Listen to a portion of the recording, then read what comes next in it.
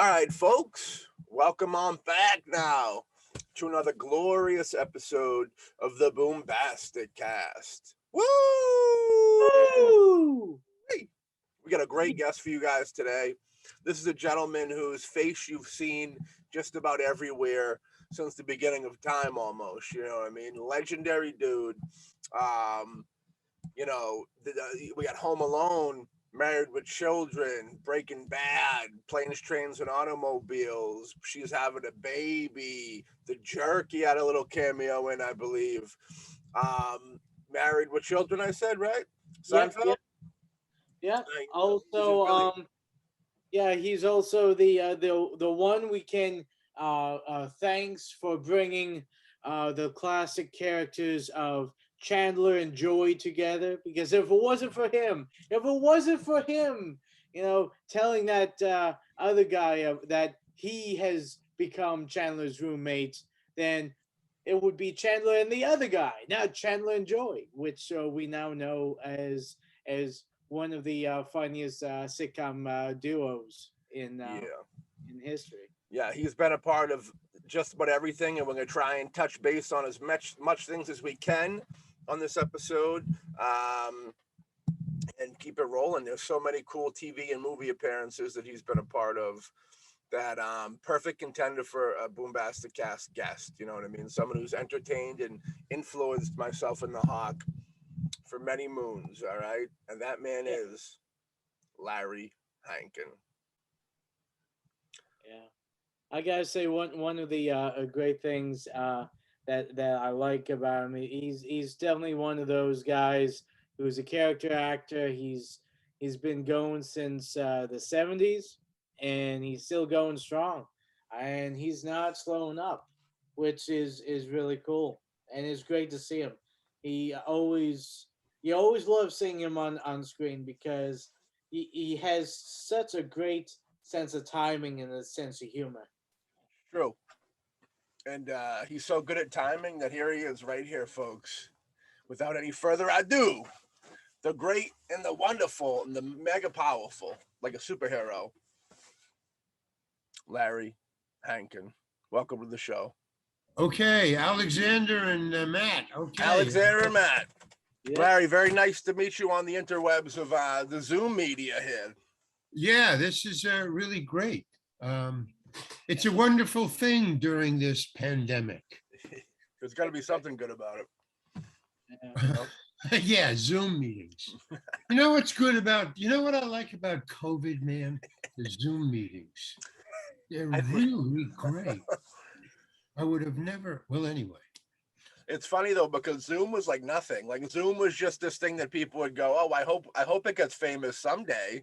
And then COVID happened, and everybody, it's like the only way they did school, business meetings. It's like the future, you know? Yeah, it's really amazing. But your room is really cool too, you know? Why, thank you. Background, yeah. What is all that? This is all I got. Records or what? Yeah, I guess those are my soundtracks, and then I got action figures. I'm big in the records, and over here I got like my rock and hip hop records and Yeah, pop and- meanwhile, Alex has nothing. He's got squares. He's got Japanese. He's Japanese, very simple. Very Well, esoteric. yes. Alex- I live in a Japanese bathhouse. It has a very good, rent system. I scrub the floors and they let me, hide out in this. What's behind that? That's don't wanna that's know. a screen, Alex. Yeah. Yes, it is. What mess is behind that screen? No one wants to know. No one wants to know. That's why the screen's up. Okay. If you were to see the mess, you'd be like, "Oh my god!" Okay, can't but we all suspect. Okay, it's cool. Alex is an actor as well, so I consider like his clean slate. So whenever he needs to get into, he can just, he doesn't have to look around and Yeah, be right. influenced. Yeah, I got this whole room I got to clean before I, go on to Zoom. That's the other thing about Zoom, though, Yeah. is it exposes, I've been watching the news, and all the talking heads, and now they're all in their kitchens and their living room. Yeah. It's really funny how they get their background, they get their book behind them, or what they've read lately, or it's What it's they a want you to big think they're thing in. now Yeah. with backgrounds. I like your art in the background. I know you did those. You get the hood on the hood. I'm a big fan of. Oh yeah, wait a minute. Do I have them? Where do I have them? Oh, I don't have them. Yeah, they're all on T-shirts. I did a Zoom meeting the other. I wonder what. Oh, I put them away. I folded them up and put them away. I shouldn't put them away. I just keep them up. But yeah, they're all on. They're all on T-shirts on my. I'll do the ad now. TheRealLarryHankin.com. Are we broadcasting yet? We're recording. Yeah. Oh my God. Yeah. We Okay. we cut it. We cut it up. So yeah, don't worry about anything. We do edit it. So I don't care. But they're all, I got like 40 of them on TheRealLarryHankin.com. LarryHankin.com has been stolen. I'm being held up. It's Really? hostage. You know, they don't want me to pay. yeah. So TheRealLarryHankin.com. And then all my paintings are up there, all my T-shirts, all my Films. film shorts, everything Yeah. is up. Nice. Yeah. We'll start with art actually because since we from the get go, the show's a very artistic show that you're on now. You know what I mean? Well, you've got a very artistic background Well, and thank you. everything. So Thank you very much. and even the minimalism of Alexander is pretty cool. Each square is your own destiny. You pick a square and fill it out in your imagination. This is the future. This is the past. And right now we are in the present. Oh, very nice, very nice. Actually, So- it's funny. My pal Matt, well, along other things, being a producer and a director and all around good guy, Ooh, he also paints too. Well, I started out as a painter. I mean, I really didn't start out. No, I always wanted to be a painter, but my parents, they didn't want that. They wanted somebody who could support them in their old age. Painters are not good at that. yeah. So that they knocked that out of me, and I went into show business instead. Ha ha. Same, Same gamble. Yeah. same gamble. They're really PO'd about it too. Yeah. But that's what I did. So when I finally started to get regular jobs in show business and Hollywood, I had time because there's a long time between jobs in movies. Right. You sit around and you audition. So I started to paint again, and then when digital came around, I could do it at home, and I didn't have to buy oil paints or anything like that. They're all what I do is I draw on newspaper, and then I just color them in digital. So they're all drawings, but they're digital painting. Yeah. Color. I That's like pretty them. cool. And then you can blow them up or put them on T-shirts. Whatever. And So go buy that's, them. that's a painting. I like it a lot. So yeah, I was gonna ask you about like what your style was, like paint wise. You know what I mean? So you kind of answered that for me. Yeah, because in digital, Mhm. it's what do you call it? Photoshop? Right. You got literally pre-mixed over 1 million colors. Yeah. You just hit the dot. So I mean, I used to paint with oils and gouache and watercolors and stuff. But it just mixing and cleaning your brushes and buying all the different brushes and stuff. Yeah. So digital, that's the only thing I like about the internet is digital. Well, that's the internet. Yeah. Yeah. The apps. Yeah, that's other than that and Zoom because of COVID. That's true. The rest is it's just what is it? It's a spam and people telling you misinformation. It's just full of information, ads, and spam. That's the internet to me. Yeah. Misinformation, spam, and ads, When it, and Photoshop. when it comes to your art, where do you get inspiration? Because I know you had some there's some like real heavy emotional like paintings in there, you know what I mean, with like the woman weeping Yeah. and stuff like that. Well, it's anything that catches my interest, Yeah. really. I mean, sometimes I'll make a painting because I see a great line. You know what gun whales. Yeah, you know, on a boat, you know, that's the top of the sides, the top of Okay. the sides of the boat are called gun whales. Well, on like Yeah. rowboats, small, well, all boats, but you can see it on rowboats. On rowboats, the gun whale going from the back, you know, to the front, it goes that line, that sweep, and then up to the Yeah. front. Okay. Sometimes I'll be, you know, walking along or something, and I'll see a rowboat, and I'll go, "Ooh, that line, that gunwale," and I'll do a painting just based on. I mean, I'll draw the whole boat, but the reason that I'm doing it because it's that line. Also, I have a on my website. I have one of my paintings I did. It's called Birthday Sock. My my sister had a birthday, and I didn't know what kind of a present to give her. So I mean, I said, okay, I'll send her a painting. So I had a pair of new socks. They were black and red. So I painted my foot in the sock. So I painted and I sent it to her because I like the line of the underside of my foot in the sock. It was just a very cool curve on people's feet on your foot. Well, in the sock, so the sock was, you know, black and red, and I had black pants on, so it was very stark, but really cool. She liked it. I liked it.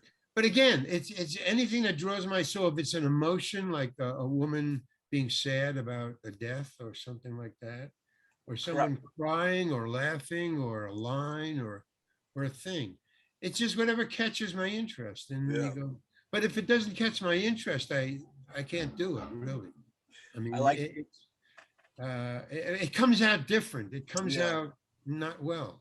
Yeah, I like the vibe of like the politician and the businessman type ones. Those are cool. You know what I mean? That one. Yeah, there's a couple of them, but that was a great one. Well, there's well, see right here, you can't. No, I can't. It's all wired up. All wires. But right up here is a big, huge. It's well, it's bigger than it's that big. Yeah. And it's up here. It's an elephant. It's just an elephant. It has nothing to do with politics or boats or anything. It's a big elephant. So yeah, there are whatever catches my eye. There was an elephant in a zoo. I thought, wow, that's a really cool elephant. You know. Yeah, elephant's a sign of luck, I believe. I think.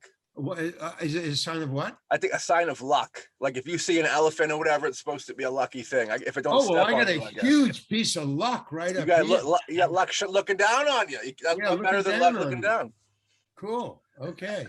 Too bad you guys can't see it. You would be filled with luck. But it's on the real fucking Larry. They're all there. They're all there. A lot of lucky things are on. Yeah, really cool lucky stuff. Dogs. I liked it. I thought that was really great. Painting's great. Like Alex was saying, I do a little dabbling myself, and you can see anything. Like I remember I like sketches. You just like start drawing lines on a paper, and eventually it'll start to form into something. You know. Yeah. Well, I used to do. That was a game I used to play in. Actually, in public school, I never paid any attention to class. Classes were so boring. Right. So there was another cartoonist.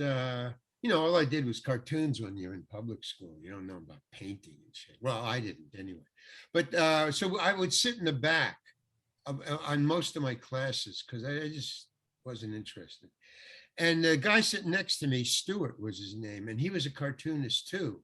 So what we would do is that we had a great game. I really, if I find another cartoonist who I could just sit next to, what you do is you just script a letter, like B or C, or you write a scripted letter. That was it. And you hand it to him. And that was the start of a cartoon you had to make out of that. You had to draw a cartoon, and you had to start with the letter. And so like a B, a scripted B, the bottom of the B, where you start, you go boom, boop, like that, the bottom of the B. that was a lion's nose. It was a side view of a lion. And then you just draw the mane around the bee and it would look like a lion. Yeah. You know, you go boom. We would do that for hours through a lot of classes. Because I guess, I don't know, I haven't been in public school in a long time. Me either, yeah. So I don't know if you had to change classes for each subject or you did all the subjects in one class. I don't know. See, we did all the subjects in one class so we could sit there for hours and just pass, you know, so I didn't pay much attention. Or I'd look out the window. That was another great thing I did. It is good, you know. There you go. I would get people, but it was so, I guess, obvious. But I mean, the other kids would say, what are you looking at? You know, I just sit there, you know, that tree, or I wasn't looking at anything. I was just thinking of my next cartoon, or I was just thinking about what I was going to do after school. Yeah. But school never caught my interest. I never did a painting of school. Let me put it that way. You hear that a lot with artists. It's just kind of dull and the same routine over and over and over every day. You lose interest pretty quick. You know? Well, also I was a cheater. I was kind of a smart kid, so I always relied on I can look it up, or you know, for the test I could study real hard. Yeah. You know, so I've always figured out a way to get by. It's not a good way to go through life. I mean, I learned that after public school, halfway through high school, it sort of, no, I don't think I can get away with it anymore. So, okay. Because yeah, I saw it was a drag. It was an anchor on my running board. Yeah. It just didn't work. Yeah. Does anybody know what running boards are anymore? Running boards. Yeah, No, schools have changed completely. Yeah. Yeah, that's like on the side of like the old cars, right? Yeah. See, he kind of knows. Yeah, right. Yeah. It's I used an to old watch cars. like, I don't know why they have. Well, I guess the idea was to step on the running board to get into the car, but now somebody said, "Why do you have to do that?" You know, that's the key to most inventions. Somebody comes along and say, "Well, why do you have to do that?" You know, like me with digital. Well, why do I have to mix paints? Let me just digital. Yeah. I guess that's with what's that guy's a Tesla? Oh, Elon Musk. Elon Musk. Yeah. Elon. I guess, you know, why do we have to use wings? Why can't we just propel it straight up? You know, I guess, why do you have to have wings to go straight up? You don't need wings. Yeah. It just, it's he's got the money. Most inventions, I'm sure, come out of, you know, Newton and the apple. Of course. Why does it have to fall? Why doesn't it go up? Why does it have to go down? I don't know. They say imagination is the only thing that kind of separates us from some animals, is the fact that we can imagine. I guess, but I mean, I think that's true, but a lot of animals do have some kind of imagination. Like, for instance, raccoons. Why do they wash their food first? You know, probably because they have hands, or maybe because it goes down better. You know, like the water wets it to go down. They don't like the dry stuff. I don't know, but that kind of is the first raccoon to say, why does it have to be dry? Yeah. Well, why? You know, I got a hand. Let me just put it in the water. I mean, but you know, monkeys do the same thing. You know, imagine. I don't think. Hey, here's my point. I think. I don't think there's much difference between us and animals, because we are, in fact, animals. Yeah, we taste the same. Ooh. I was watching a video with gorillas the other day, and I was like, these are just like they're like a higher class of human. Yeah, war made I human. think so. You know what I mean? Much higher class. And they know the deal. And you got to take like beavers that build dams and stuff to protect themselves. So they use their imagination. They know the deal. Yeah, they know. Yeah, and they don't overachieve. Yeah. You know, like no animal ever thought, let's go to a moon. Let's go to the moon. That would be a cool thing. Right. How do we do that? Yeah. You know, yeah, but I don't have much. I don't put much stock in Homo sapiens, really. I mean, I'm really. with you. You know, I'm with you on that. Yeah, I mean, honestly, if you think about it, I mean, I'm sure. I mean, I've seen some things where like they have an elephant and they give him a paintbrush and they have him, oh paint on yeah. a canvas. And the thing is, honestly, I mean, my opinion is that if there is, let's say, spirituality or like a soul and all of that, I believe that all creatures have that because, like you said, we're animals. I mean, we're not any more special than the Yeah. dog or the bear or any other. And the thing is, the only But we difference think is, we are. yeah, we That's the think we are. difference. That's the difference. We think we are, but the truth is that if animals had the same speech and we could communicate with each other, I'm sure we'd find out that they're probably as sophisticated as us, just Oh in a yeah. different way, in a different way of communicating. Yeah, you try to catch a fish with your mouth. Go ahead. I've seen them I do it. tried that. It didn't work. I got too much. Yeah, but that's totally true. I mean, they don't think, hey, I'm better than you, or I'll just, if I am, I'm going to eat you. In other words, it's on or off. Right. It's very digital. Animals are very digital. It's 0 or 1. That's it. Yeah. It's true. Yeah, you look into the eyes of a gorilla and you get the vibe that like it knows exactly. It knows what you're doing. You're videotaping it. It just decides not to kind of communicate and let us know. You know what I mean? Yeah. We probably But go to war with them. Yeah, and they do have emotions. Like they'll hug you and stuff. They know that. Yeah. But so do we. It's like they know that. No. So do we. Yeah. I mean, they were there first with the hugging. Yeah. We came along later. Oh, by the way, okay. This is a thought. I mean, it's very rarely that we get into these subjects in Zoom interviews, but might as well bring it up. Yeah, I think that as far as we're talking about Homo sapiens and animals, I truly believe that we're going to be one of the first, I guess, living entities, like trees are living entities too. So I don't even know if I can cut it that fine, but that we are going to go from an anomaly to survival, to evolution, to extinction faster than any other anomaly ever. Yeah. We're going to go into it. We're going to be extinct before we ever really evolve. I mean, like tigers have been around for how many millions of years, right? Tigers, bugs, rats. We've only been around for like, I think it's, a little over 300,000 years. I'll give you 500,000, but that's way in the safety zone. So we've been around for 500,000 years. There's like nothing compared to all the other animals and trees and stuff around.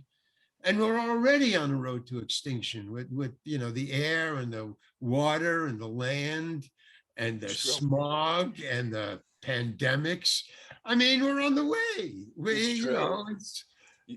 You think our imagination is a curse in the end? Because our imagination is we create all these things that maybe that's why we're going to go to extinction. We're overachievers, right? Well, a scientist actually told me the reason. I mean, it was a she, broke it down. She said there's too big a distance between our ability to think, our imagination, and our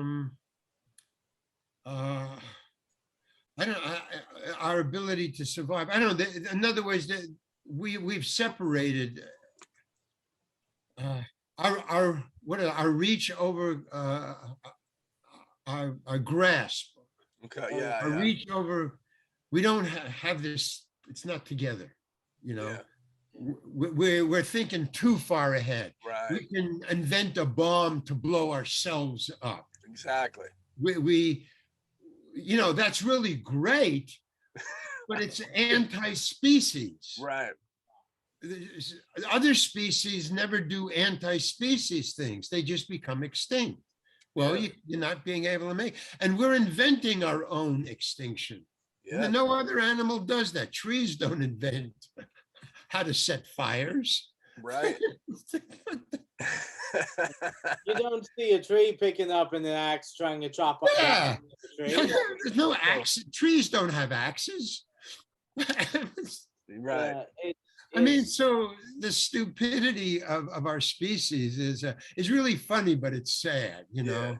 I mean, it's Yeah, the extinction thing I've been thinking about recently is so weird and kind of creepy, you know, just these different civilizations that have been here that are no longer here.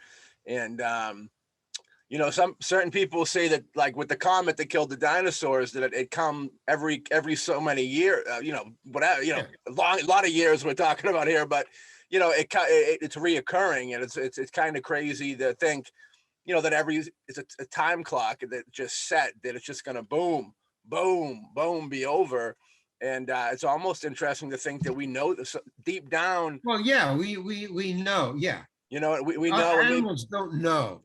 That's another stupidity thing of ours, you know, Yeah. our ability to see way into the future, and there's no us there. Yeah. We can be so self-destructive. I wonder if that's like conscious, because deep down we know that we really aren't going to last anyways. You know what I mean? Well, you know, that's an interesting concept. Where we are born suicidal, Right. self-destructive. Yeah. That's pretty cool. There is no other animal that is that. Lemmings come to mind, but that's about it. And that's because of overpopulation. In other words, they don't do it until it gets to be too. And I think also I don't think they know they're destroying themselves. I think they're just going that way, and then there happens to be a drop off. Yeah. Yeah.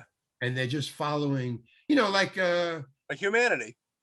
Well, like humanity, yes. I was thinking of like elk and stuff, or you know, like in Africa when they go across a river and there's alligators in there, but you know, the theory is enough of us will get across, so the species has got that in mind. Yeah, we're going to destroy a few thousand of us, but a couple of thousand are going to get through. The species knows that. I don't see how we're going to get through. In other words, where does our species have that? Yeah, well, I was talking to a friend the other day, and he said, well, no, enough of us will survive. Yeah, but that doesn't do me any good. Right. Yeah. What about me, species? What about me, DNA? Exactly. I don't know. But anyway. The survivors will be a part of a special club that we're not a part of. You know. Yeah. It's the rich. I think the rich are going to. They're rich, yeah, definitely. They're going to do well. They're going to do very well. That's why I think people are trying to be rich. Elon Musk, yeah. You know, it's not cupidity. It's survival. You know, if I get rich enough, I'll be able to survive.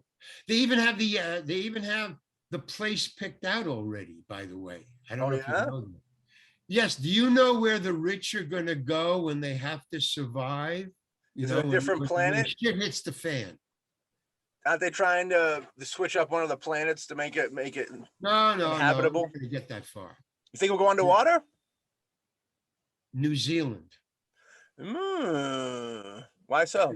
In other words, I think the reasoning is that New Zealand there's certain countries that do have this. You know, you can't buy any land or own property if you're not a citizen. That's very simple. You know, it doesn't seem dangerous or easy, or why it would be good for rich people. But rich people in New Zealand, I think it's an island, isn't it? An island? It's an island. Yeah. So rich people, there's a way they can buy their way in and buy property there. It's an island, so it can be defended, and it's far enough away from every other place that it's kind of safe for, like, say, a pandemic or something. Yeah. Like that. So they've already got their geographical location picked out for the survival of the species. It's really, rich people are really shrewd, aren't they? You know, I don't know. It's a global thing. The natural disasters, I think, are the most scariest thing. And you got to look at Earth as a living. People forget Earth is a living thing, and like humanity's kind of like a cancer on it. So it'd only be a matter of time before it'd fight back and try and heal itself. I was I mean, in other words, the Earth is going to do fine without us. It's going to really do fine. The other animals are going to do fine. Alpha animals are going to do really well. Do you know that there's a declination of, and we're the top animals, we're the top predators. Well, then you go below the top. Okay, I'm sorry, not alpha predators, top predators. The top apex predators. Well, wait a minute. How does it go? The top animals in a predator species, like say lions. There's an alpha lion, in other words, or alpha dog. In other words, the best dog is an alpha dog. He's the leader. Okay. An alpha. So, all right. I just lost the thought. Forget it. It was just too complex. Alpha human. Way too complex. Alpha humans. We're all alpha humans here. Well, my point, I guess, was that we have, and without knowing it, humans have killed off all the top predators. Like, for instance, lions, tigers are top predators, but also in the sea. Sharks now are becoming endangered species. Well, if you kill the sharks, man, there goes the garbage machines. They clean the ocean, man. So we're killing them off, and so in other words, all of the species that are endangered, let me put it that way, are top predators. If you kill off the top predators, they keep the other things. Like lemmings kill themselves, well, top predators also kill off the extras. Yeah.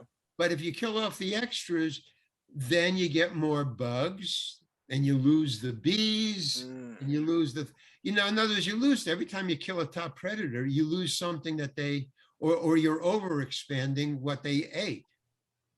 Yeah. They eat these. Well, there's no more tigers, so now they expand. Well, nothing is stopping them, so they're going to endanger other things. It's like the butterfly effect a little bit. You know what I mean? Yeah, the butterfly effect. I mean, we're losing when you start losing butterflies and bees, man, I mean, it's like a canary in a coal mine, don't you think? Oh, for sure. Yeah, it's I mean, weird. that hinders, the pollination, the growing of food. Yeah, you lose food. If you lose bees, you lose pretty much minimum half your diet is gone. Probably the good stuff. How stupid is that? That's probably the good stuff. It's probably the good part of your diet that you want to keep. And the rest of the diet's Mountain Dew and cereal. Yeah, well, what about ice cream? Is that going to go? Never. It's too much calories to go. It's crazy there, you know what I mean? It's definitely a wild world, that's for sure. Yeah, like I say, once we leave, everything will be copacetic and fine. Back to normal. Yeah, if you want to go back to normal, get rid of human beings. Then everything will be normal. Jeez. This is our countdown to extinction episode. Yeah, I like it. I mean, we can talk like this because I love it. It's not in our lifetime. Yeah, well, hopefully. Down the road. But I think kids, like say high school kids. Yeah. I think they are aware of what their parents are doing and grandparents and great grandparents are doing to the planet. It's and my generation. I mean, so you guys are you've been cut some slack. It's my generation that dropped the ball. I'm telling you right out front. Yeah. Anybody over 65, is to blame because how long has the Industrial Revolution been around? Since well, 1800. So I guess the Depression. Yeah, if you were alive, it's oil. When they discovered oil was the kerosene. So that was the 1880s, 1890s. Yeah. Okay, so it's only 200 years that we've fucked up the planet in the last 200 years. It's Pretty true. much. It is true. So it's my generation and a generation beforehand. So you guys have cut a little slack, and the high school kids are doomed to clean it all up or suffer the consequences of us, of not you guys, but my generation and on back. Now they have to start their 200 years to clean everything up. So you got to even it out. 200 years. Well, I think okay. If I throw up right now, how long will that take? 30 couple of seconds, right? Yeah. Right, about 20 seconds. How long will it take you to clean it up? That's Not true. 20 seconds. Yeah, that's true. I don't think they got the time to do it. You know what I mean? No, they don't. And even if they did, it'll take more than 20 seconds. It'll take not 200 years, but maybe 1,000. 20 seconds to 10 minutes, 15, 20 minutes, to clean it up. 20 minutes. Yeah. And also, you have to go get the tools. That's true. What if I don't have a mop? Right. Or rags? Then I'm going to have to get, It's tricky. That right there could be the extinction process, where if that younger generation feels that the older generation is unsatisfactory and there's a problem, if we could take them out of the picture, you know what I mean? And then kind of start over in a way. I'm not saying they should do this. This is a worry I would have with that. Well, let me just insert a thought. We've been talking now for, I would say, 20 minutes. I think you've lost anybody over 65 with this. That's our audience, though, everybody over 65, so it's good. We're warning them. But the high school students, I'm sure, are very interested in. Yeah. Well, the high school, they'll be in that position, and I think the next step, like that Jetsons era future that everybody wants, I think will be after this like civilization cancels out, and the people that kind of survive, I think they'll be rewarded with this higher super technology Jetson type. Oh, well, yeah. I mean, once they get it cleaned up, if they can get it cleaned up, no, then it'll be okay, because they'll have all the stuff like air conditioning for the planet, right?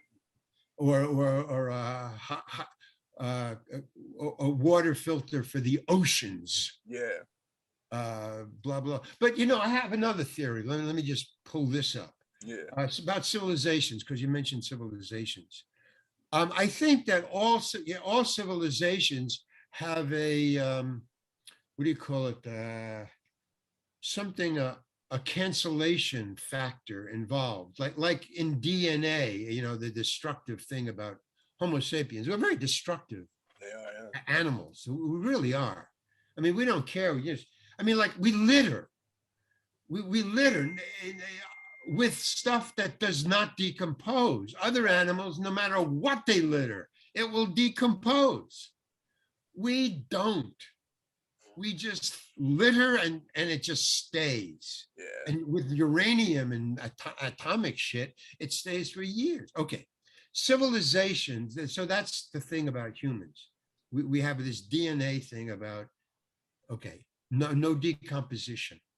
But civilizations has a decomposition thing in it too. Like, for instance, with politics now, our civilization and the civilizations like this, all the other civilizations have disappeared, right? The Syrian civilization, the Egyptian civilization, all the great civilizations are great because we know about them and they're not here anymore. That's called great. TPs, no, they're not great civilizations. They're TPs.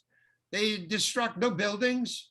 You know, all Indian cultures, all tribal cultures in Africa, no civilizations because there's no buildings. Yeah. You know, no trace. But civilizations, because buildings, well, no. And here's the point. Washington, D.C. It is now rampant with lies. Well, now, if you're into history, lies bring down civilizations. Lies bring down anything. Lies fuck up the system. Yes. The system is based on truth, not truth, but look, if this wheel goes this way, if you put cogs in it, they go the opposite way. That's the system. Yeah. That's truth. Here's a lie. Yes. It doesn't work. Well, all civilizations become lazy, because civilization are based on middle class. The middle class, right now, we are a middle class civilization. And civilization don't give a fuck about history or the people that died to give you this freedom to be lazy. Right. All the wars that we fought, you know, all the inventions that we made to make your life easier. Siri and Matilda and whoever else is in the digital can. Yeah. I mean, okay, so all civilizations get lazy when they get big. And when you get lazy, lies become to expand because you're not thinking. You're not critical thinking anymore. Yeah. So this middle class, it has no critical thinking whatsoever. Middle class. It's not blue or red. It's not Republican or Democrat. It's no critical thinking. They're lazy thinking. We call it stupidity, but it's really not. It's no critical thinking. And so we are, forget what we just talked about Homo sapiens. It's civilizations are built by Homo sapiens. And the lies are going to bring this country down. It's not going to be Trump. It's the people who believe lies and spread them. Right. It has nothing to do with Trump. Trump is like, you know, he's like Genghis Khan. He's like, I mean, he's like, yeah. Well, he's not Genghis Khan. He's like the guy who wanted to be Genghis Khan. That's what he wants to be. He wants to be president of the world. But so what I'm talking about is civilization. Civilization breeds contempt because it breeds lazy thinking. It breeds a middle class. Yeah. And the middle class is fine for bringing up children. It's just not good for preserving your civilization or society. It's good for bringing up children. Yeah. You know, but if I was brought up in a vapid house, so I had to fight to get on this show, to be with you guys, to say what I'm saying. In other words, my parents wouldn't allow me to think this. I mean, I don't care if I'm right or wrong. I just want to know what's right. And I'll say stuff to be corrected. I like to be corrected. That's cool. Yeah. Nobody will admit they're wrong. That's stupid. Yeah. I mean, no, correct me if I'm doing something wrong, man. It's not good for me. Right. Correct. You know, it's ego might be. In other words, I don't get it. I don't get it. Well, the media, you got to blame the media for, you know. No, I blame the middle class. No, I blame people in my generation. Yeah. No, I blame people. I don't blame things. I don't blame the media. There's very intelligent people in the media. True. There's also very stupid and vicious people in the media, as with Homo sapiens. Yeah. In other words, if you start thinking in blocks, you're already on the way to extinction. To me, it's just get the correct thing. Just get the correct thing and fuck the media. You know, fuck the media. Yeah. Media's garbage. I do blame them for selling out people's sanity for ratings, though, because they'll go Oh create, yeah, they'll but create not madness. all Yeah. media. No, not all media Not does all. it. Right. So you say media, and already you're on the way to lazy thinking. That's true. Come on, man. I was Name a wrong. name. Okay. If you say Fox, then you have to say, okay, Hannity. Yeah. Okay, that the blonde lady. I don't know what her fucking name is. Yeah. No, but there was other guys on Fox that finally quit or would try to tell the truth. Yeah. But yeah, it's the guy who owns Fox. He's the guy.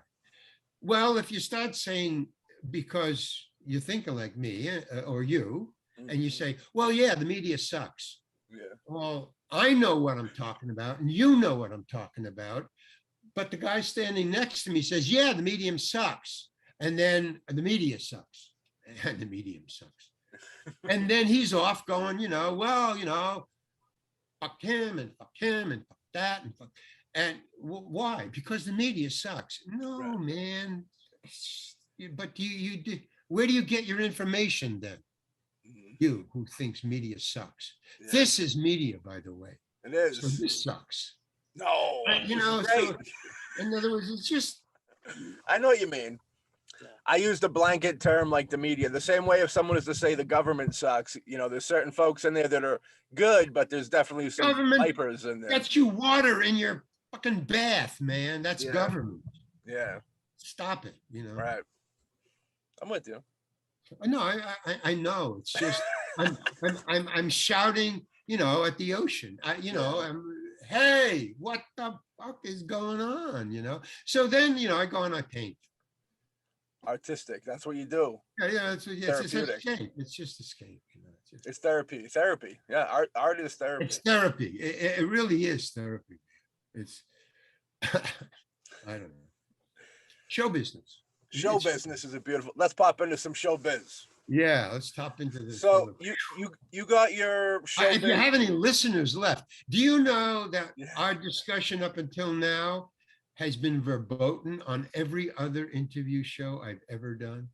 Well, that's a good thing for I've us. done 100. Yeah, I'm giving you a compliment. Thank you very much. I brought up little tidbits of what we've been talking about. Yeah. I was always shut down. No, let's talk about something else. And I've been waiting for you guys to say, hey, let's and no. So it's very brave. See, but that's the good part of media. Yeah. That's the good part of Zoom. Yeah. Now if I'm wrong in all this bullshit I've been, throwing out at this camera here, then I stand to be corrected, and I don't mind. If everything I've said is bullshit, then fine, just tell me, because I can't function well. I can function better if I know the truth. Yeah. That's all. That's all. I don't take umbrage at being corrected. A lot of people get really pissed off. They do. Whoa, and they will not be corrected. They'll counter lie you, or change a subject. It's called deflection now in Washington D.C. Yeah. Oh, he's deflecting. No, he's fucking lying, man. Yeah. It's true. That's part of the job, though. Okay, let's change the subject. See, we love the discussion process of the show. You know what I mean? Let's talk about show business. Yeah. All right, so you got your start with the comedy troupe, The Committee, I believe, or did you get into kind of showbiz before that a little bit? Oh, way before? See, I never wanted to be an actor. I never wanted to do anything. What I wanted to do was kind of sit around and shoot the shit like you guys, just with you all day. That's what I love to do, in the lunchroom, in public school, in high school, in the back of my class, or, trade cartoon things. That's what I really like to do. I just like to hang, man. But you have to have a job to pay the rent to be able to do that. So I never wanted to be anything. My parents wanted me to go to college, so I went to college. I didn't like that. I wanted to be an artist. So I went to Syracuse University because I saw in the catalog they had a department called the Industrial Design Department, which was part of the art school. And I thought, okay, my parents want me to go to college. I'll pick Syracuse, get into industrial design because it says industrial. That cools my father out. And then I can get into art school. Well, that's not how life works, nor how Syracuse works. The industrial design department is industrial design department, part of the art school. Yeah. No, it was just because of the design word that they were part of the art school. It's industrial design. I had to take math and calculus and physics and, redesigning and, and the art was drawing ollies, little, shiny parts on the chrome of cars that you did pastel renderings of. You didn't do an art project. You had a rendering project. Yeah. Like Photoshop. I'm thinking, is this art? This is not art. This is rendering. So when I graduated, my best friend in Syracuse was Carl Gottlieb. I don't know if you know that name. Do you know that name? Oh yeah. He wrote Detroit, and he wrote Jaws. He wrote Jaws with the guy who wrote the book, Jaws. Peter Benchley. Yes. So Benchley just told him the story, but Carl wrote it. But anyway, he was my best friend in college, so I was going to be shipped to Detroit to design cars, and I had gone to Detroit in my senior year on the Syracuse University's dime because they wanted to see their best. I was a really good student. I was an A- student. So, once I get into something, I'll just do it. So I don't know any better. So I was shipped there, and they gave me a tour of Ford. Gave me a tour of the car design department for future cars. So it was a big salary, huge salary. Yeah. And so when they gave me the tour, I revolted. I don't want to go here. I told them that. Basically, I signed my fate. Yeah. I didn't know it, but it helped me. In other words, they took me through a tour of the art department, where they had like little plaster Paris cars on their desks, and so I picked them up, or I'd look at there was like 9 of us from different schools, the representatives, take a tour. Yeah. And they were going to pick. We were like the A team, or the B league, or the A league, or the B team. Yeah. From college, and we were all there, and I would just pick it up and so the guy who was assigned, the employee who was assigned to take us on the tour, he goes, "Oh, you really like that, huh?" And I go, "Well, actually, no, I picked it up because I thought it was kind of a weak design. I was kind of expecting more, from Ford." And he goes, "Well, the head of the department designed that one." "Oh, really? Well, like I say, I was expecting more." Well, and then they showed us the dining room. So I just shut my mouth. I said, okay, I don't think I'm going to get very far in this department because I just say things, what's on my mind. So then we go to the cafeteria, and he showed me, and it was really incredible. It was like a very upscale New York boîte, nightclub restaurant. It was amazing. I was really impressed. And I said to the guy, "Wow, now this is really amazing. We get to eat here?" And he goes, "Oh no, this is the CEO's dining room." And I just lost it, man. "What do you mean? Then why did you show this to us? We can't eat here, but you're going to show it to us. So now I'm impressed. And your designs aren't that good either." So that kind of sealed my fate. Now, I didn't know it sealed my fate, but word got back to Syracuse, of course. And they said, "Don't send Larry Hankin." You know, Yeah. we don't want him. But on the other hand, I wouldn't have survived because that's what I would, if they hired me, that's what I would have been doing, complaining all the time. Yeah. So Carl, we were graduating at the same time. And he said, where are you going? And I said, well, I'm not going to Detroit. I don't want to go there. I hate it. And they don't want me. So that's it. I'm not going to any of the other car departments either. They're all the same. So where are you going? And he wanted to be a writer. He always wanted to be a writer. So he said, I'm going to Greenwich Village, live there, because at that time it was cheap in the 60s. It was really cheap in Greenwich Village. He said, and I've got sent out some query letters and I got a job on a newspaper, a local, nothing big that you would ever hear about. These are local. But I got a job there, so I'm going to Greenwich Village.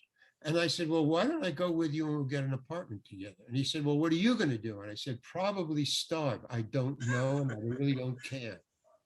And he said, okay. So I think I had enough to share the apartment, the down payment. And I starved for about, I guess, actually I starved for 2 months, literally. I couldn't get a job. I had just enough money to pay the rent. And then I was on his dime, on Carl's dime. But I had my first job was sweeping up, cleaning the duck boards behind the bar in a bar and grill. And I had to clean the bar. So they locked me in from 2 a.m. to 6 a.m. And that's it. So my evenings, I don't want to see another peanut shell as long as I live. And so I had a report for work at 2 a.m. And I got there for last call, get everybody out. They locked me in. I cleaned till 6 a.m. The chef came in, 6 a.m. came in. So I cleaned. It didn't take me long. And then I would always wear a raincoat to work. And I would take rashers of bacon, which I would stash in the back of my pants and covered it with a raincoat so it was behind my back. And then I would take any kind of small cans of vegetables or the small cans of those sausages, those little sausages. Anything that wouldn't bulk in my pockets of my raincoat. And where I got the idea was from Harpo Marx, the raincoat and the spoons all the time stealing, wah, wah, But I said, raincoat, right, of course. If you're going to steal stuff, raincoat. So so I did that because I was always raiding the larder of the grill part of the bar and grill. And then I quit after 2 weeks because I knew the chef would see stuff was starting to be missing. So I always thinking, always ahead. I'm a Homo sapien, man. I'm thinking ahead. I know what's going on. They'll never catch me. I'm not going to become extinct. So I quit. But I had all my days and nights free and I would hang out at coffee houses. And I won funniest in high school 2 years in a row. So I'm sitting there watching open mic nights. And I see these comedians come up on the stand and go, I'm a funny guy. I can do that. For 3 minutes? Are you kidding? No, you weren't getting paid. But I thought, I'll become a stand-up comedian. What the hell? I can do that, what they're doing for 3 minutes. Well, what I was watching was bad comedians. They're doing open mic nights. They're beginners. I mean, how good can they be? Right. And they're working for free. That never entered my mind. Well, maybe I won't be extinct. So, so I thought, well, I can do that. So I would get up for 3 minutes. Okay, here's the deal with open mic nights. That's the best time of my life, by the way, open mic nights, bar none. Because the open mic night audiences are not there to laugh or to boo. They're there to see their friend get up on the stage and do his 3 minutes. They don't care if you're good or bad. They're not going to leave. And they're not going to boo or hiss because then you'll boo or hiss their friend. True. So they just sit quietly or titter or smirk or laugh or, whatever. For 3 minutes, it's fine. Okay, so I was very bad. I was awful because making you guys laugh or your friends laugh in high school is not the same as getting on a stage and making an audience laugh. Yeah. Because I don't write jokes. I just tell stories that might or might not be funny, but they're just me talking. And that's what I did for 3 minutes. They would just sit there and listen, and it wasn't stand-up comedian. It was just me talking for 3 minutes. But I wasn't booed off the stage. So my adjustment was, I can do better. So I thought my mental thing was, I can do it better next time. And I would, because I was a funny kid. I mean, in high school, I was a funny kid. Yeah. You do remember things people laugh at. I mean, if I would tell a story to some guy or girl or whatever, and it was kind of funny, and at a party, I would tell that story, oh, yeah, because it was funny, So I would remember the laughs of my story that I was telling that, I thought was pretty funny to my friends. And they would laugh. So I collect you. What you do is my psyche would just collect the laughs. So after about 5 or 10 open mic nights, I'd have about 5 minutes of just funny stuff, that I didn't have to try to remember it. It would just be there when I got up on stage. I guess it was because I got the laugh on stage. The association was, well, in high school, I told funny stuff to my high school friends. I can tell funny stuff to any high school friends. Yeah. The association was there, of funniness to high school. And the thing was funniness on the stage. So if I got these laughs on the stage, I was here. So the funny would come up when I get on the stage. Yeah. Because I never wrote anything, ever. And I was a very successful stand-up comedian. I was opening for Miles Davis, the Kingston Trio, Love and Spoonful. I was on tour, the Playboy clubs. I did the Playboy clubs. So, I mean, I was a stand-up comedian, and I never, ever wrote anything, ever. I just get up on the stage, and I remember, and how you get new material is I would just tell a new story for 2 minutes in the front. Yeah. If I get laughs, then I tell the rest of it. And if I get laughs, I just move it up, and then tell new 2 minutes, but I'd remember the laughs from the old 2 minutes. And it would just be like a moving thing. I would just, every time I get on the stage, I would just I would improv. I would improv a new 2 minutes and just keep it going, never. So I had that instinct, and that's how I become a stand-up comedian. And from there, I got into critical thinking, the stuff that all the 65-year-olds tuned out in the beginning of this show. I was doing that kind of material, and I would get booed off the stage, and then I would, curse, and I would be doing Richie Pryor, Lenny Bruce, George Carlin, Bill Burr nowadays. Yeah. And I started out with, Seinfeld kind of stuff. And I graduated to Lenny Bruce. Well, when I hit the Lenny Bruce stuff, that was like a wall. Yeah. And then cops started pulling me off the stage, Lenny Bruce. And I couldn't take that.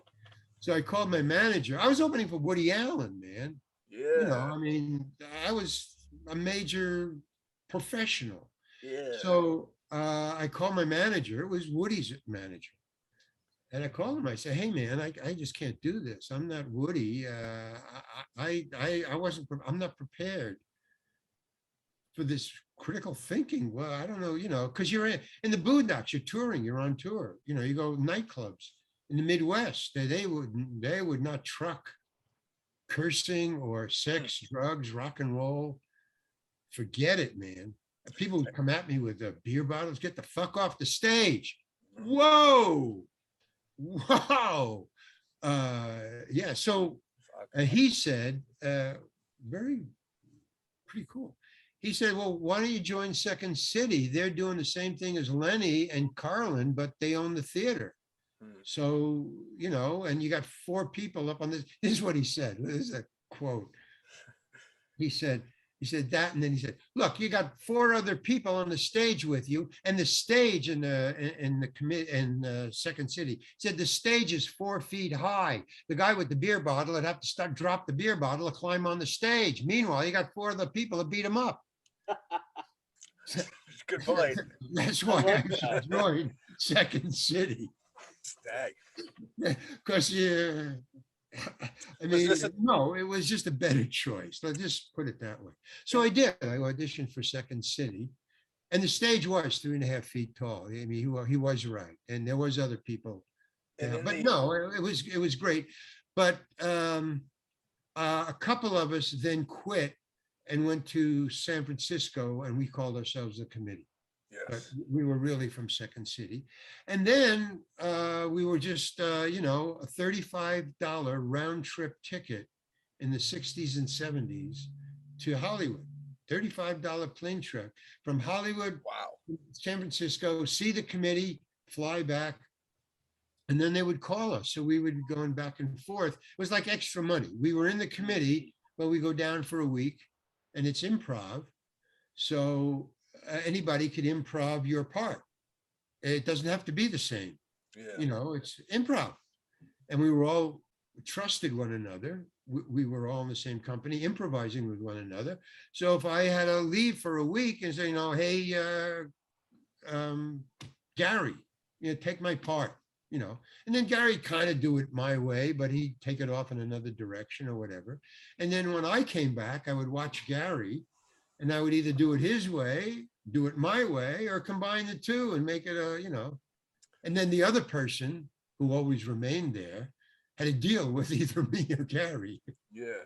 So he had to or she had to re-improvise with this guy or that guy.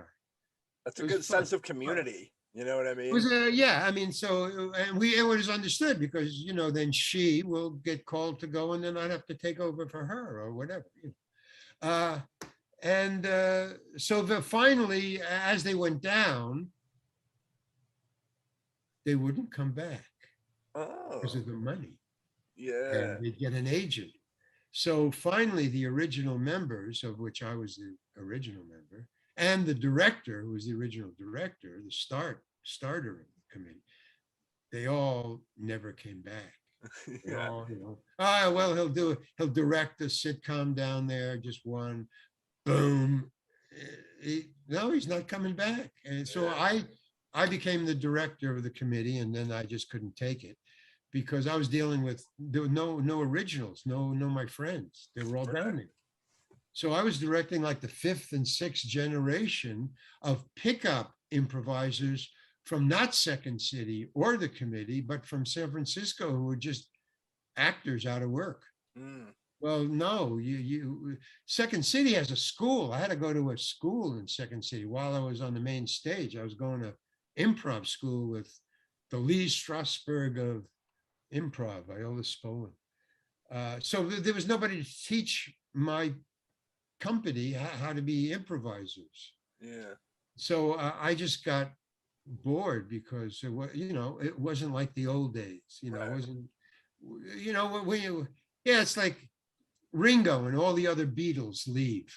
Right. Well, this is a pickup band. So Ringo and the pickup band. No, it's not the same. Yes. Lost its jazz. And not that I was like Ringo. Ringo is me. He's him. But it was like that. Yeah. So I went down finally. So that's how I got into show business. I mean, very simple. Now, when you started, so you were probably doing there wasn't really comedy clubs in the beginning. It was like strip clubs and strip clubs, yeah. Yes. And porno movies, strip clubs and pornos. porno movies in San Francisco. I did 5, count them, 5 porno movies. 5? Is that 5? You performed in porno movies? Right.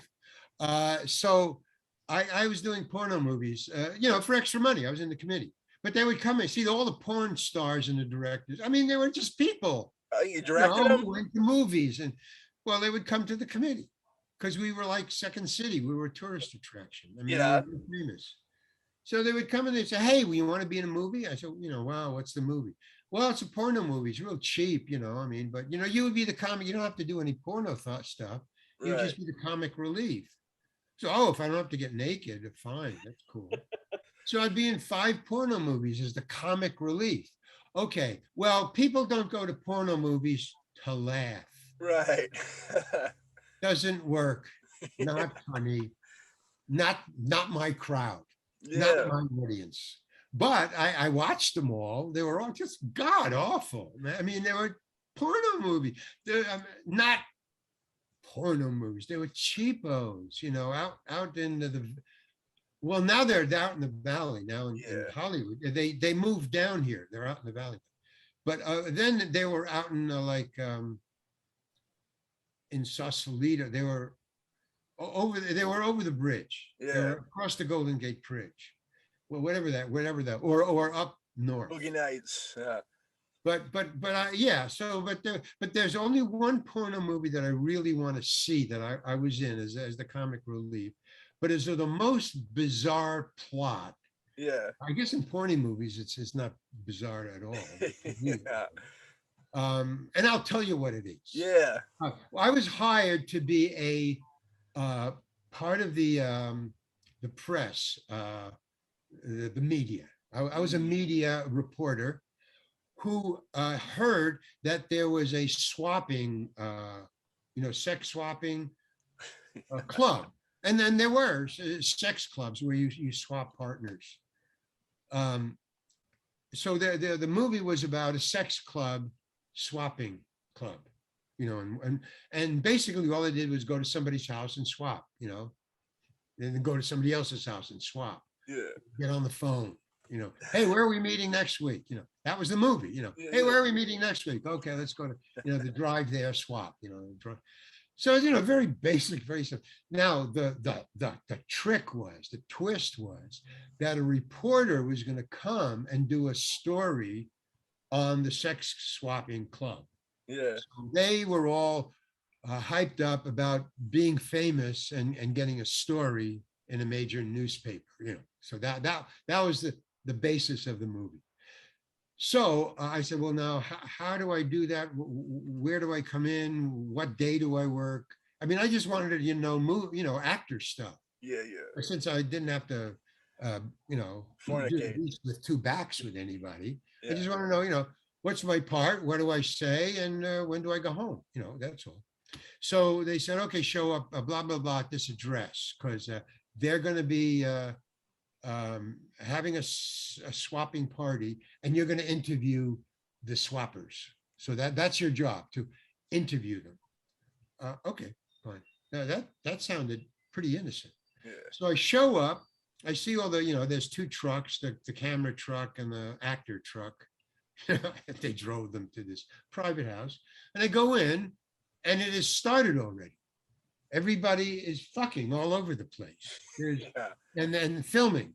They're filming handheld and a tripod. And now these are ordinary people in San Francisco, up north of San Francisco. So these are ordinary couples. These were not models or, actors and actresses. These were man and wife, boyfriends and girlfriends, people who lied to get in the movie, oh, we're a couple, we swap all the time. So there were fat people and tall people and thin people and people with hats and people with beards and people wearing glasses. I mean, just people naked, fucking. Maybe some of them had socks on even. I mean, it was just weird. And I had to interview them. And I said, well, how can I interview them? They're fucking. He said, no, while they're fucking. Wow. Oh, okay. So I had my little pad, no iPhones, and a pencil. And I would go up, a couple on a couch. Hi, now, where did you meet? No, well, I'm with that guy over there. He's my husband. Okay, thank you very much. And well, who are you? He's my boyfriend. He didn't come, but I came with him. Okay, cool. And then, okay, thank you very much. And then the director would say, okay, all right, blah, blah, blah, go over there. Okay, I want to see that film. I want to see that scene of me interviewing people just falling all over the place. Weird, and I got a day's pay and I went home, and I wore a suit. And I said, what should I wear? I'll wear a suit, whatever wear what a reporter would wear. Okay. Stain resistant. Yeah. You sure don't get no squirt on you. Yeah. Wow. I gotta say, we're going to have to try and find that for you. Do you remember the name of it? I will search it out. You Maybe know, we'll Just find it. swap. I don't know. Yeah. I mean, like this is in the late 60s, early 70s. So, but I have had people, I got a Facebook page. I have had people who have said, were you in China, woman? Oh, yeah. Were you in Svengali? Oh, yeah. All of this was the 70s and 80s. yeah, And then I'll get them, like now. I just went to a porno shop and rented a movie, and there you were. I go, wow, man. But it wasn't that one. It was China Woman or China Doll or whatever. yeah, Here's the skinny on all of that. If you try to find it, you might find it. The Svengali, specifically Svengali, but then China Woman also. And the other three, I don't know. Those two were re-edited for different markets, either made more pornographic or less pornographic, yeah, depending on the market in Taiwan or France or Canada or Mexico or United States. So Svengali, which I did the lead in, I was Svengali. All I did was, that was great because I was Svengali, with the beard Yeah. and the mustache and the hat, Yeah. cape, had a cape, and it would hypnotize women to go get fucked with the porn star. Yeah. You are going to go to this address and you will do anything they say. And then, I would get another woman. You will, and I never was in any scene with any naked people. Yeah, yeah. But they re-edited that several times it was a softcore movie. Yeah. There was no penetration. But it was re-edited several times and the title changed to Svengali something, where they made it either a graphic porno movie or mainly it was more pornographic because it was a softcore to begin with. Right. So they just made it more pornographic and changed the name. Same thing with China Woman. They made it more horror. China Woman was a horror porno. I like that. Where they were, the devil was balling women. Of course. It wasn't a porn star, it was a devil. They made it a horror movie. Okay. I like it. You like it? Okay, you love it. So It brings a whole new meaning to the term. So they made it even more pornographic somehow and changed the name to China Woman. Yeah. Some other name. It brings a whole new meaning to the term, the uncut version. Yeah. You know what I mean? So anyway, okay. So Alex was about to say something like what? Yeah, Alex, what you got? He's a big porn fan. Oh no. Before we got into this, I was going to say that my pal Matt is a big horror fan and porn fan. So that I can't hear you. You're too far away from the mic. Oh, sorry. I was saying that Matt is a big horror fan and also porn fan. So okay. Love that movie. Porn again, yeah. Okay, China and Svengali. Yeah, I must. Well, the one joke. Okay, I told you the joke about being the reporter. The joke about the Svengali movie was I loved the costume, and the fact that I was the lead, and the poster for it was magnificent. It was beautiful. It didn't look like a porno. It was just me, the Svengali costume, hypnotizing the viewer. Yeah. And that was it. It was just says Svengali and then me. And you didn't know it was a softcore porn movie at all. So that was a really great thing. And the costume, the poster, and my mustache and beard, which was the cheapest mustache and beard you could ever see. It looked pasted on. Yeah, yeah. So the reasoning for it was a low budget movie and it was softcore to begin with. So they didn't have enough money they cut corners by going to a magic shop. Ah, yes. Not a costume shop, but a magic shop to buy a magician's beard and mustache. Just like, pasted on, hanging like this, like this and like this. It's kind of like this.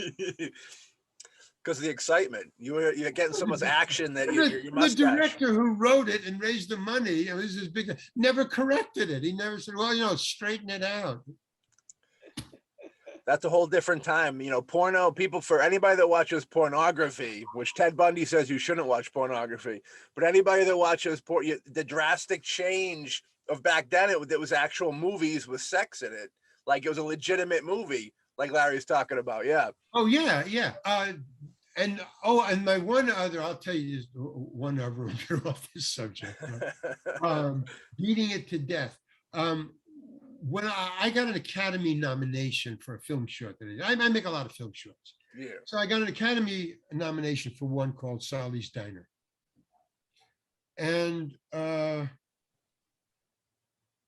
get into the Academy, to even get it nominated, I didn't put it in, the cinematographer did. I didn't think it deserved it, but it did. I mean, once I got the nomination, I thought, wow, because you can't judge, I can't judge my own work. I don't know if this is great or not. I just did it, and you want it or not. Yeah. So I made Sally's Diner, and he put it in, and I said, no, it's not good enough. And he said, it is. And he put it in, and it got nominated. So to get nominated, to actually put it in, you have to have it run in a movie in Los Angeles County, a genuine, first run movie house for a week. So you have to go to a first run movie house where first run major motion pictures are shown, and it has to be shown there for a week. That's your admission to getting it sent into the Academy. If you can't get it in within Los Angeles County, then you can't enter the Academy. Okay, so he searched all over. Now it's Hollywood. Now it's Hollywood County, and everybody's making film shorts to send in. Everybody in town, man. So all the movies all over LA County were booked solid for film shorts to run for 1 week, I think for the first 2 months before the Academy. So we couldn't get in. So I was very happy because I didn't think it was worth anything, and I didn't think I would ever be invited back again. Yeah. I mean, that's where my mind was. And if you get booted once, you never can enter again, which is not true.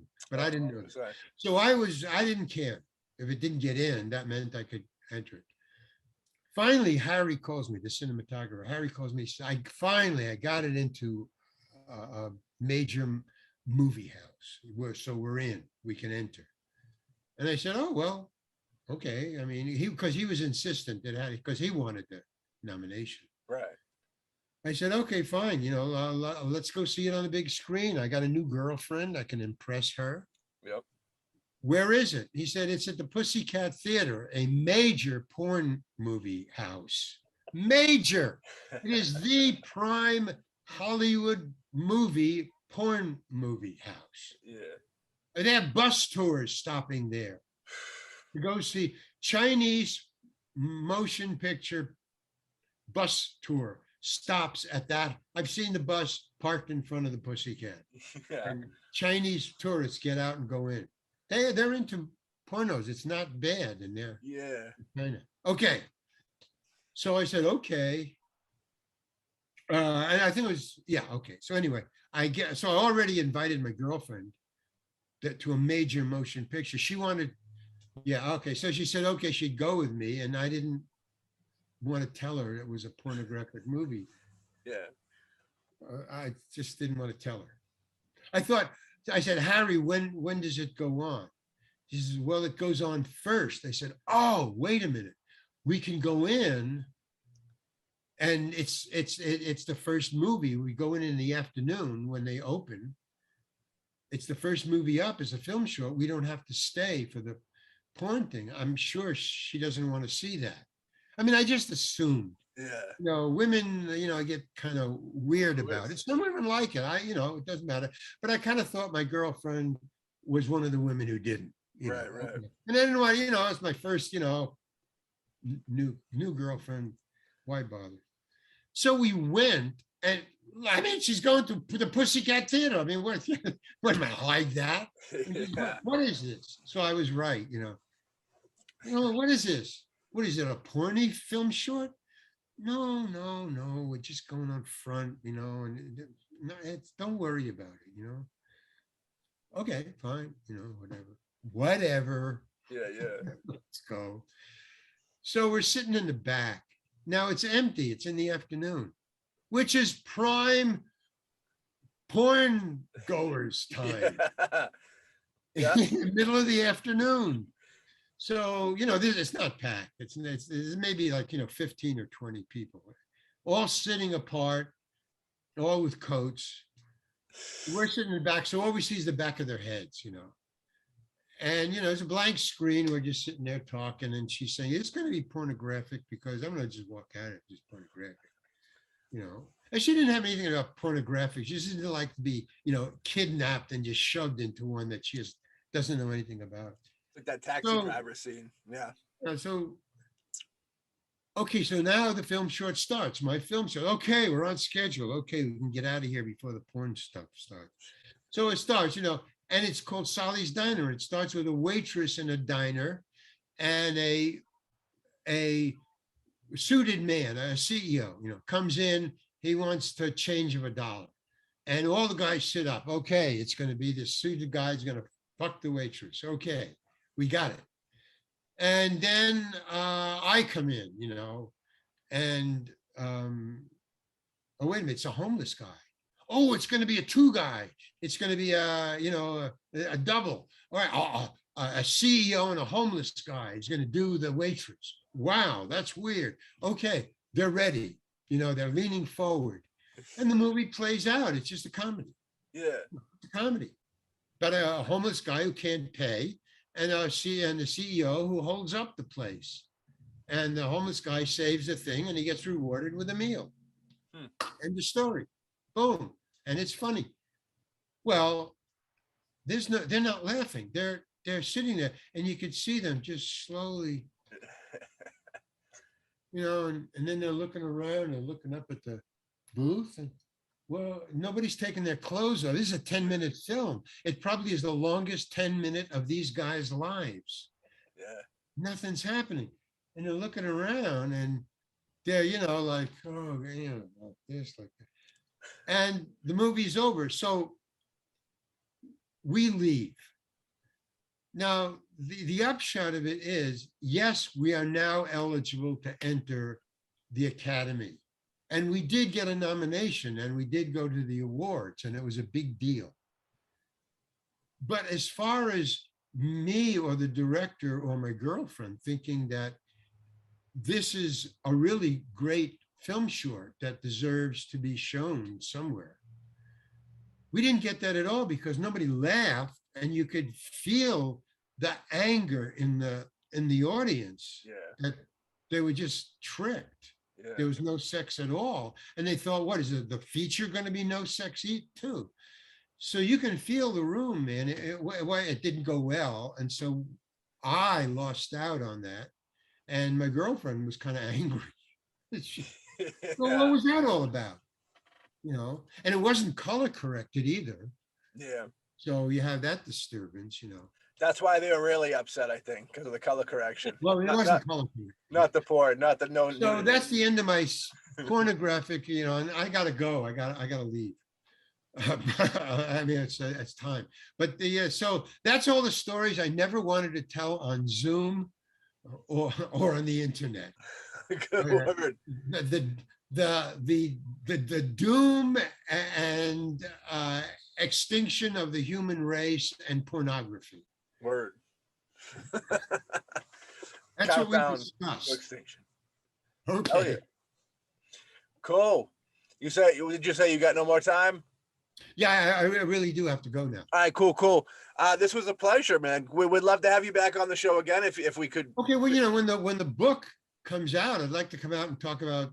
We would love to have you on when the book comes out. Okay, cool. That's Absolutely. Really yeah, we'll stay in touch. So it'll be about hopefully sooner than 6 months, but okay. Well, I mean, I just finished it this morning, really. Oh, there you go. We get a special thanks. We were there for it all. So I have to find out if I can get a publisher or to get it published. There's no pornography in it, but I have to find out if I can get a publisher or publish it myself. So Yeah. that's my next step now. So that's what I got to do right now. Well, yeah, we'd love to have you back on, and we'll push the book when it's out. You know what I mean? Okay, cool. I don't know the name of it. I have to name it after I read it and find out what I wrote. You know, and then you find out what it's about. Okay. Countdown to extinction. All right, Larry. Thank you. Thank you very much for giving us your time, man. Okay. Appreciate Take it it. easy. Ladies and gentlemen, that was an interesting episode of the BoomBastiCAST. We love the discussion aspect of it. We love it. Larry Hankin is the man. We got to talk about his porn career and the extinction of humanity, which is the greatest thing in the world. We love it all. And everybody be on the lookout for that book that's coming. We'll be having him back on the show to talk about the book. And we'll talk about some more of his movies and television stuff because, woo boy, does he have a gigantic list of movies and television. And we didn't get it to pop into it, but we will next time. We assure you, we'll do a part 2. And Larry was the best, man. That was a lot of fun. And I'm looking forward to having him on again. You want to say anything in closing, Hogman? Just that I gotta say, this was a fun interview. I mean, we went down rabbit holes I never knew were there to go down, which is always interesting because, you know, we come in with, you know, an idea of what we're going to talk about, what's going on, but it is a rare pleasure when you are blindsided with some really cool and interesting stuff that you never thought you were going to talk about. Right. And I mean, yeah, as Matt said, we are definitely going to bring Larry back. We're going to talk about more about his career and other stuff.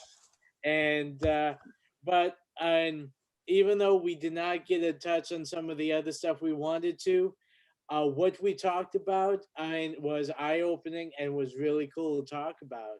And he has, you know, an interesting life and career that, you know, we didn't even know about, which was great that we got a chance to talk about.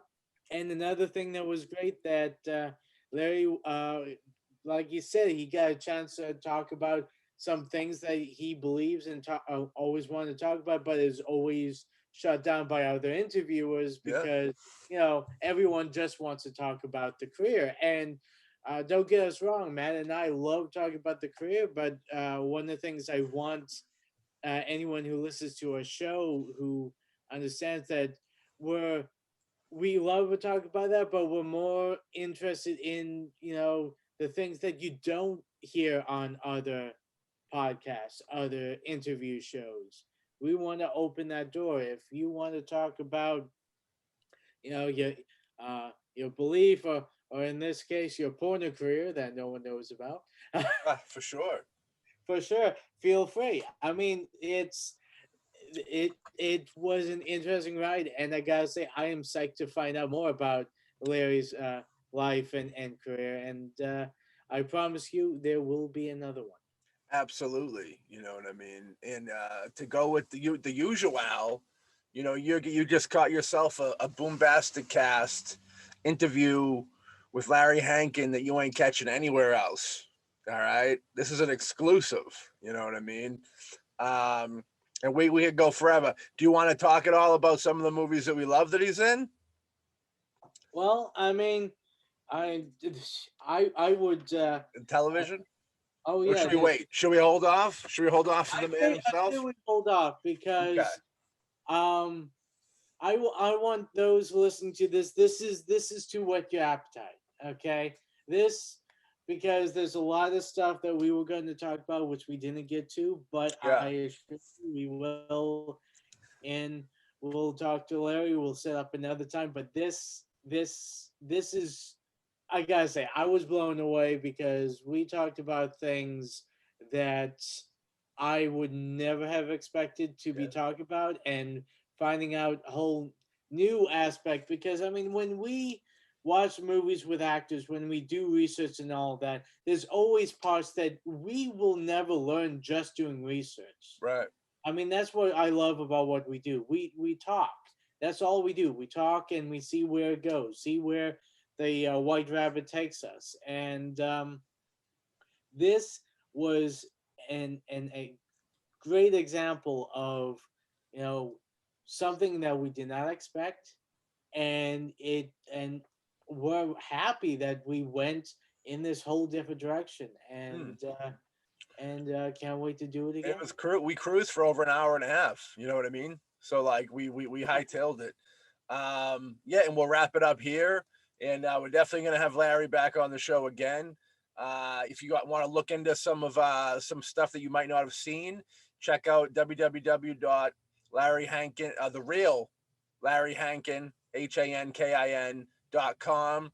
Like I said, he has some really cool art up there. You know, he's done some directing and producing of films as well, not just acting in it. And he's got those up there. You know what I mean? And yeah, I can't wait to have him back on, because I got a whole two notebook pages worth of questions about all of my favorite movies and television shows he was a part of. The Hawkman does too. And it's just one of those things where you know, you get caught up in discussion, and next thing you know, times pass. But we'd rather, like we said with him, we'd rather the discussion than an interview any day of the week. You know what I mean? And he had fun, so I'm sure we'll have him back. And yeah, so fuck yeah, go check out his stuff, support Larry, and support us, and support the whole world, so we won't have to go into an extinction. Know what I mean? So with that being said, we hope you all had fun. We had a blast, and we're gonna catch y'all on the next episode of the Boombastic Cast. Peace. Peace.